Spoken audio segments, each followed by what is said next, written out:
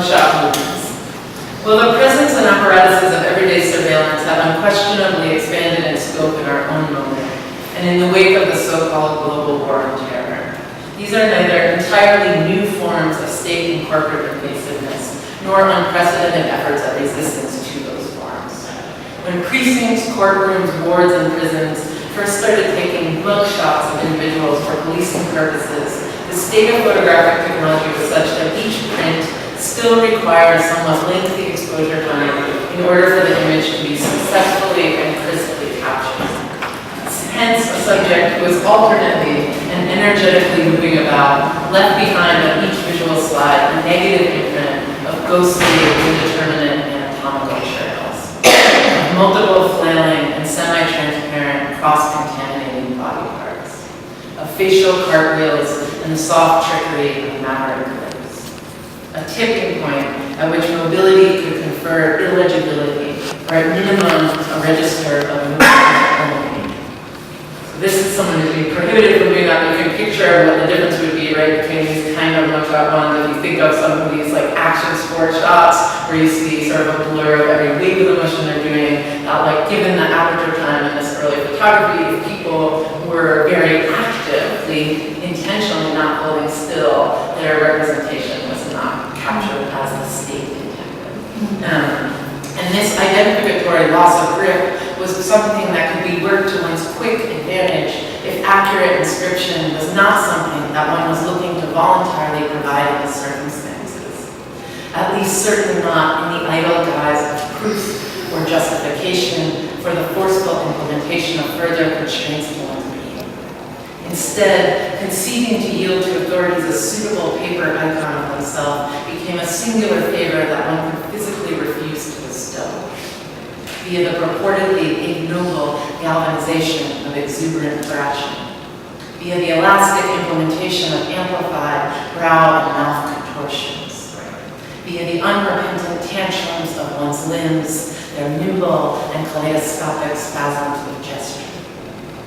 In reference to the persecuted, the definition of discourteous is almost always equivalent to self-preserving. To curve and buck the torso, until what you became on film was something filmy, something intrepid, orbital, blotched, abnegating. To decline to hold one's head in appropriate, vagrant alignment. To play host to one disdainful cranial ship fit after another in order to insistently be blur. To be smear, so as to avoid the perpetual smear campaigns that accompany penal classification. To remain unpersuaded by repeated enjoyments, to graciously join the process of one's own adjudication. In response to such mendacious overtures on the part of the captured, the presiding overseer subsequently tried to elide any prospects of acrobatic technical sabotage through the use of such interventions as the introduction of metal forceps to station the head, the gratuitous lending forth of leather straps and rigid iron clasps to master up preferred photographic postures, the clasping of a guard's hands around the animate neck of each and every detained person, the urgent, commanding guide from behind who requires that a subject to dejectedly compromise but upright demeanor, the lord of the manor and of the mannerism, who mandates stillness for the sake of a criminalizing lightness, regardless of whether the one so violently nested in those cupped palms liked it or not, likes it or not. Hot war of a representation fought before the untoward and cold impatience of the camera arms, its well-penned and pinning documentations. They stood ranged, arranged, wide-weighted and strong-grooved in metal sleeves, truncated to mere trunks in profile, filed before a sinecure, a circular aperture, a sure matter of record, a muscular impression, a bent joint, a joist cavity, and all too moist exposure. A rogue composition whose subject was nonetheless still capable of rejecting its frames. Sometimes the gamest foil you need is your very own body in recoil. Sometimes simply by whispering, An uncooperative or indecorous voice can go blissfully undetected by even the choicest of systems.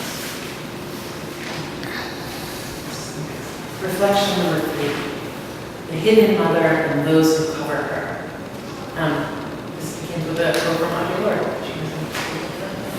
The late poet and essayist Audre Lorde has written that poem. We fear the visibility without which we cannot truly live. A phrasing which certainly rings true in relation to how frequently we're persuaded to secretly or silently bear inside of us those realities, be they joys or agonies, which if collectively spoken/acknowledged might bring a palpable measure of relief, understanding, or previously impossible openness to the dynamics of current conditions and relations. To not be recognized does mean it constitutes a critical and brutal component of the experience of both past and present traumas. These traumas affect society directly through an individual's experience and indirectly through the collapse of social structures. Such implosions wreak havoc not only on the ozone, but on our own erogenous lungs, our lonely pulses of desire and hatred. In other words, it is not merely individuals who suffer from a subsequent inability to regulate stress, who succumb to reactive, aggressive states in their plaintive efforts simply to be seen, who fall into the trap of variously internalizing their own capture or their own erasure along the predictable and intentionally razored fracture lines of race and class and gender. It is whole nation states that do, and that do so dutifully, as if it were an act of loyalty to cultivate and amplify these reverberating cycles of psychic and physical harm, rather than to warn waters against them. Or as if it were a matter of patent honor to leave behind for others that toxic fodder of intergenerational crime, the foible of boiling panic devices and electrified fences on the bottom. And of course, such densely embroiled if staccato footprints are sloppy, heaving, turbid, gooey. They linger and stew long after the incipient events and sentient non-events that launched them have passed. They are material and historical as well as emotional. DDT may have been banned from all public use in 1972, but it is still found in 55% of American bodies. In paper-thin bodies, in bodies that persist on paper only, in bodies on the wire, in wired bodies, in undercover bodies, in bodies under covers, under blankets, under sheets, under lease contracts, under heavy garments, in bodies clad nearly in their undergarments.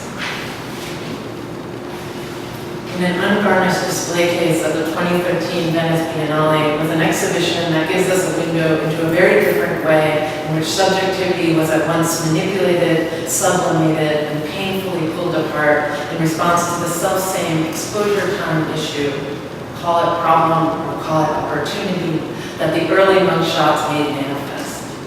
In long, narrow glass display racks, the artist Linda Fralene Nagler had collected almost 1,000 images taken between 1840 and 1930 and arranged them under the title of The Hidden Mother. In picture after picture, the female caregiver is intentionally eclipsed, shrouded or scratched out in order to foreground the centralized child who nonetheless still requires this matriarchal anchor in order to endure, in order to learn how not to squirt. Regardless of whether said lumpy burns of germinating human upholstery should register to the viewer as humble or as obscene, they are nonetheless a pinnacle illustration replicated ad nauseum of the gender nurturer as an essential but devalued buttress, an anonymous stabilizer, an invisible pillar of support. So these are they're totally wild. There's like every variation of them, but in every case they're sort of like completely, I don't know, I mean, this will continue to talk about it, but like covered, but totally visible, right? As like the thing that is being erased. Or perhaps we should say visible, but intended to be ignored. Cordoned off until the female body is transformed into a boldly disappeared quantity. survivalist storage unit tuned to care for others, even at the glaring cost of her own smother. Just another smothered mother, multiplied 1,000-fold, both folding the sheets and sordidly folded into them. As art critic Federico Nicolau notes, they are subtracted from the meaning of the photographs while helping to create them, canceled out so that the focus is on another subject. Rejected, made blank, blanketly erased, stationed as a corpus of pseudonymous corpses.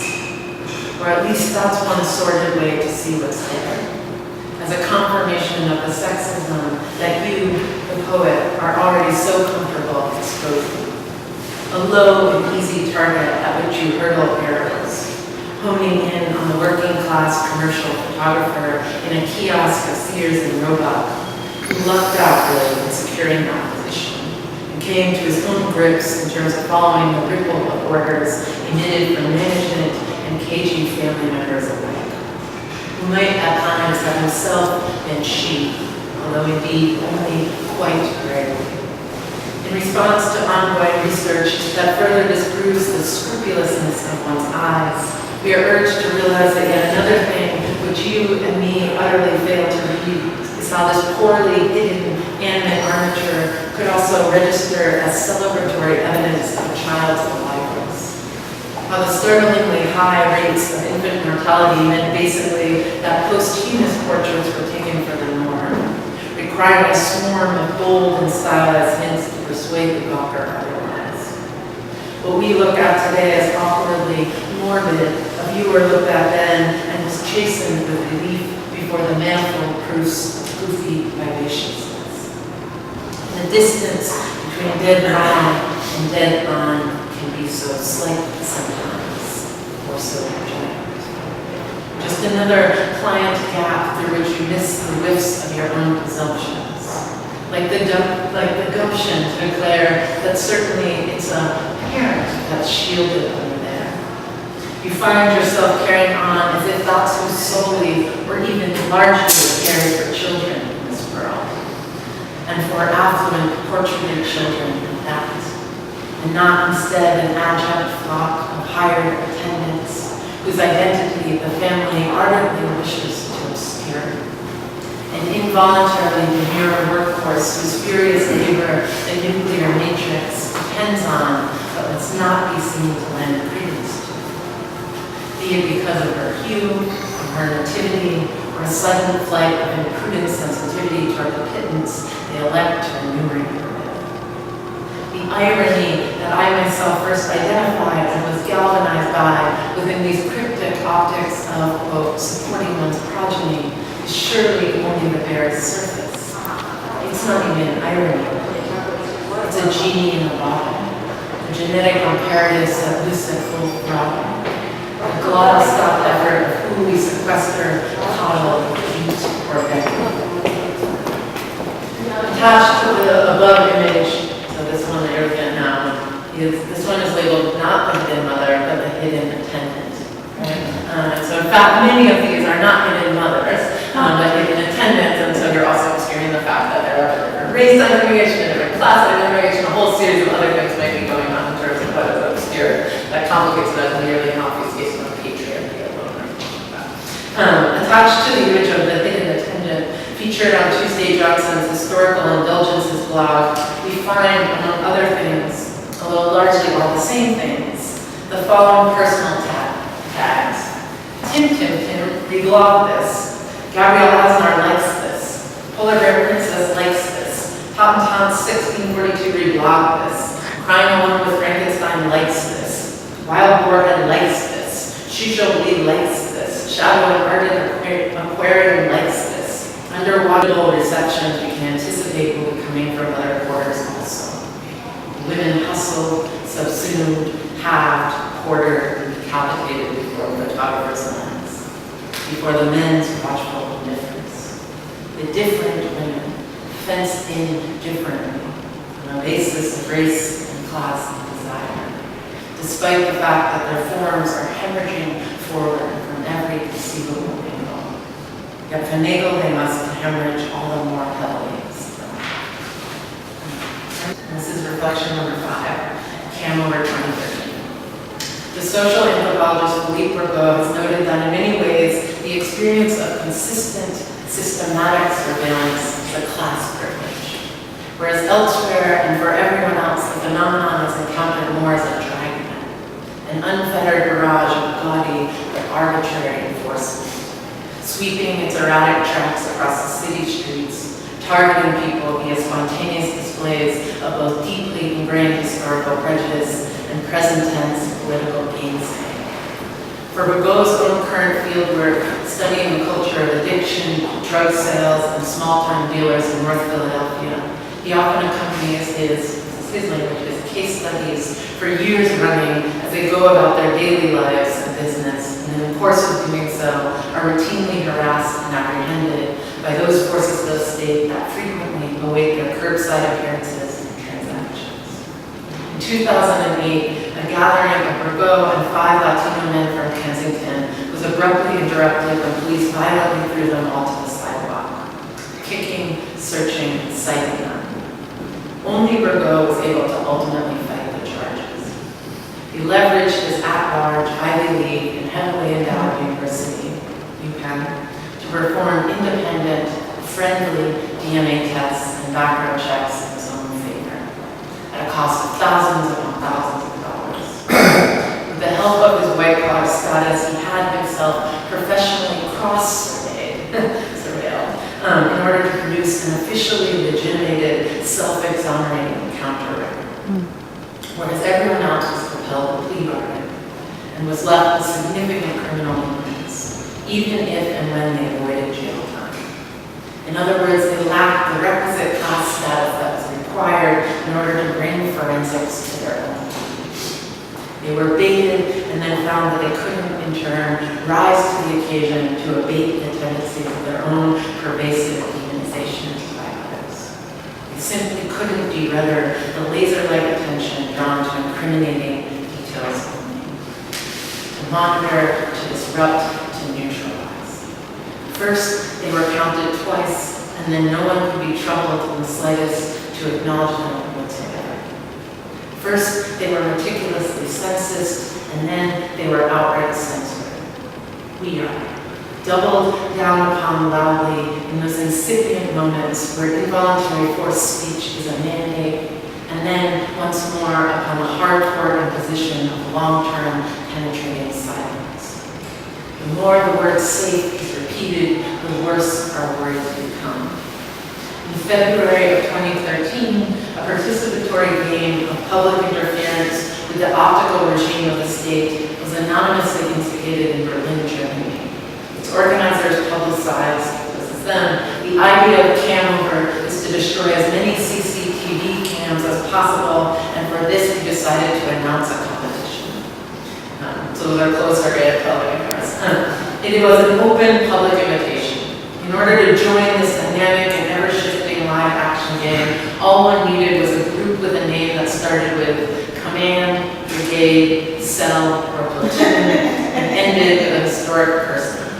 Points were awarded for the most creative, destructive acts, and multiple videos of said maneuvers went viral. Platoon Huey Newton, the Judith Butler Brigade, the Society of the Spectacle Cell, Command Los Indianos. Interestingly, in this imaginative effort to knock out surveillance pieces and encourage others to do the same, the whole game-like structure was built around and depended upon filming oneself while doing so. And further still, upon subsequently posting those videos of sabotage for boast-worthy public consumption on their widely available and heavily trafficked online sites. In other words, as a concept, it was tightly reliant upon the scrupulous documentation of one's own most self-incriminating behaviors, offering the lingering question of, to what extent does this disruption leave the central model and its dynamics intact, even as it destroys discrete mechanisms?